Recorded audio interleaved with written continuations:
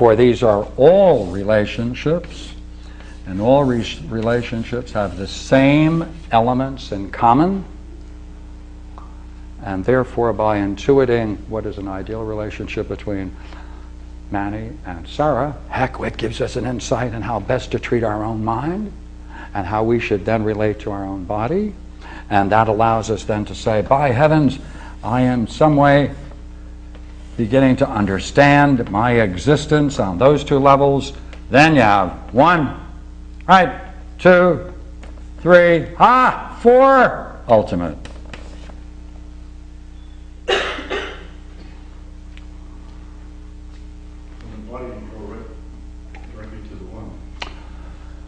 Same relations. Relations are common. The principles of any relationship are common. Therefore, we can really use human relationships as a kind of a lab, a natural way of being, which is open to us naturally, to gain insights in the entire thing. Therefore, human relationships are not separate from, but are part and parcel of the very dynamics of the nature of reality on any number of levels.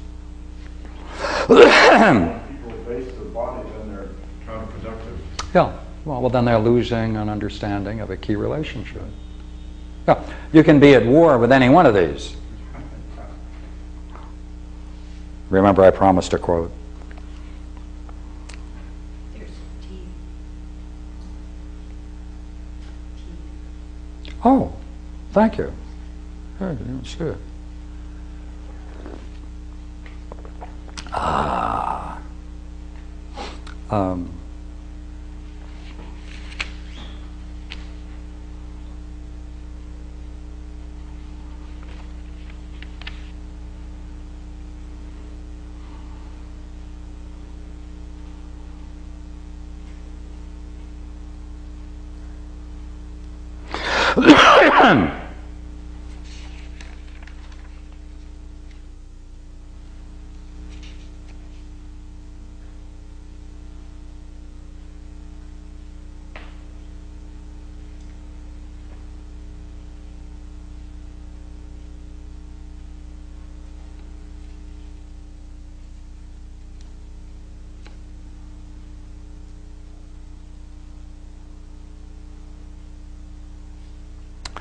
Now we're going to make a jump because I want to come back with a rather curious notion, which is where we're going to.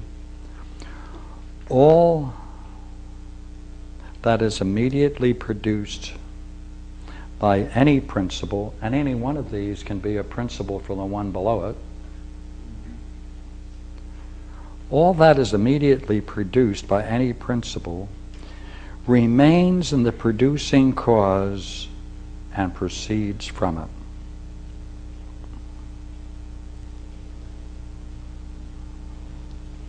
That is to say, it both remains and proceeds.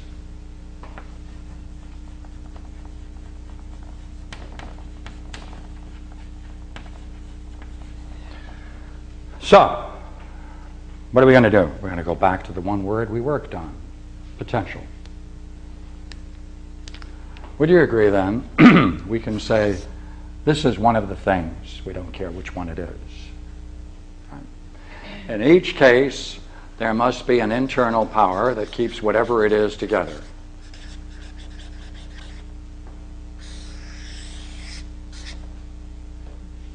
There must be an external, certain kind of power which can go external to it.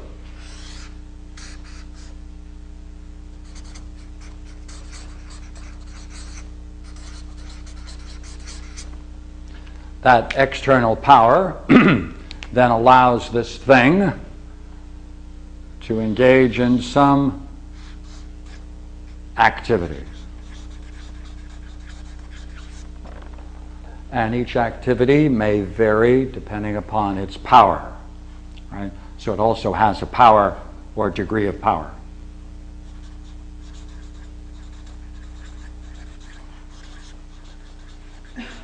But did we not say that whatever it's going to do, right, there must have been something that guides all of this, that lies potentially there to be realized?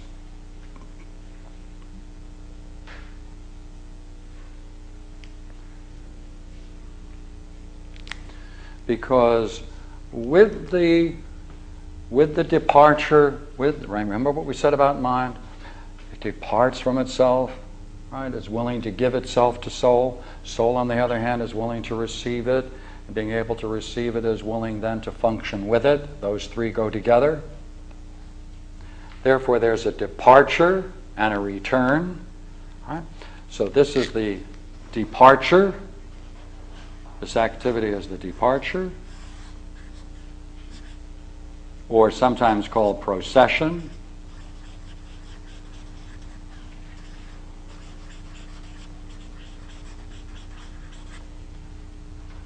And once then it comes into existence, what does it do?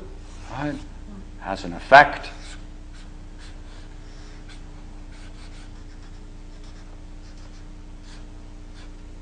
And, good heavens, what does it do? It seeks its own source.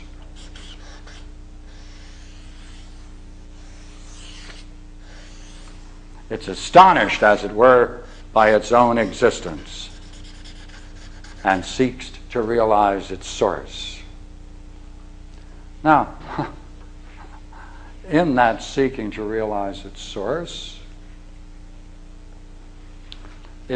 would you not agree, is nothing other than that idea that lie potentially within the cause itself.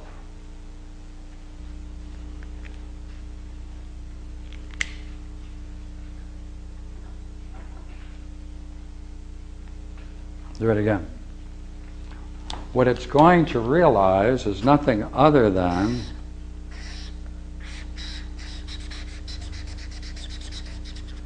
that idea in the cause which was the source of its own existence.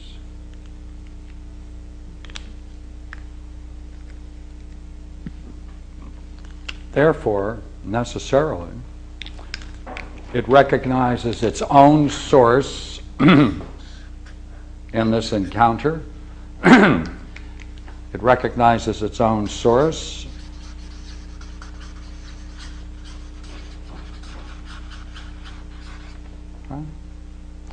It recognizes its source, recognizes the source of its existence, recognizes, therefore, it has increased power as it returns in this way, and also the source of its perfection.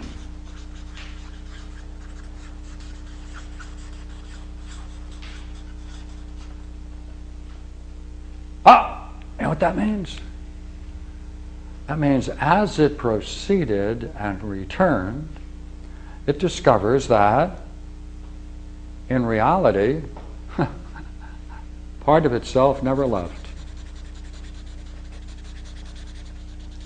For if it finds its own existence, it finds the source of its existence and the source of its perfection in the cause, in its own cause, in the cause that brought it into existence, then, hey, it must be a part of it which remains in its cause and yet proceeds from it to return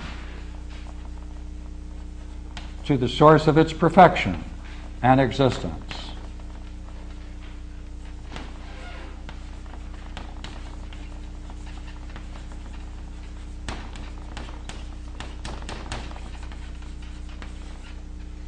In a wondrous experience of self-knowledge.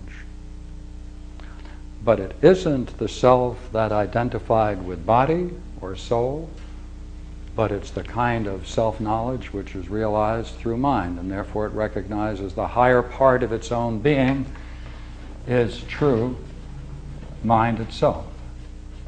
Mind, in this case, being that great hypothetical thing called being, intelligence, and vitality, which is experienced